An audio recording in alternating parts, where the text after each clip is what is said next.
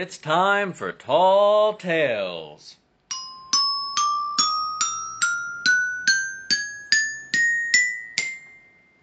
Today's story is Call the Piper by Fay R Kiley.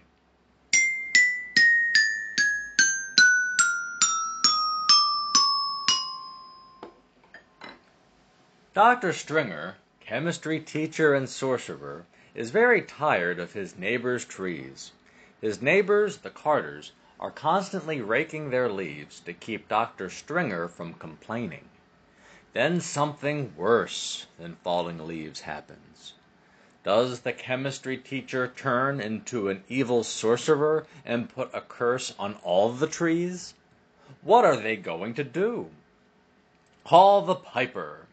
Read it before the next full moon. Chapter 1. The Neighbors. Hello! This is Dr. Stringer, your next-door neighbor. My yard is covered with leaves. Leaves, leaves, leaves. There are leaves on my walkway, leaves on my porch, and leaves all over my lawn. Since I have no trees in my yard, these leaves are yours. I do hope that you and your husband will get a grip on a rake and clean up this mess. The winds, they are a-blowin'. Good day. Mrs. Carter was stunned. She stared at the phone with her hands on her hips. She gave a disgruntled sigh and said, "The nerve of that man." "Who was it?" Mr. Carter asked. "Who?" "Dr. Stringer, next door. He is not happy about all the leaves falling off our beautiful maple trees into his yard." "Well, I will talk with him," Mr. Carter said. "Okay, Jerry.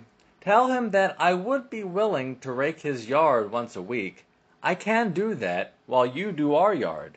Maybe if you tell him that, it might help." "That sounds like a plan. It will be less of a chore if we work together. I like the idea. Thanks, Rosie," Mr. Carter said. Meanwhile, back in Dr. Stringer's basement laboratory, he was mumbling to his black cat test tube. "People today, they take no responsibility for their trees. They don't care if I fall and break my neck while just trying to get to the back door. Look at all this mess. I had these chemicals neatly arranged in this box. I slipped on their precious leaves. It will take me hours to get reorganized and all this stuff in order." Test Tube let out an understanding purr and gave Dr. Stringer a leg rub nuzzle. He listened while the agitated doctor mumbled some more. "I have to risk my neck one more time. I'll be right back, Test Tube.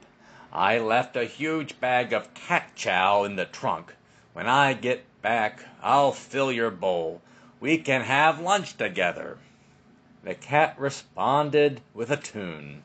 It was from the old cat food commercial.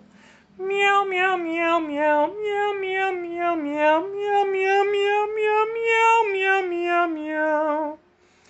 And it faded out as the doctor headed to his car.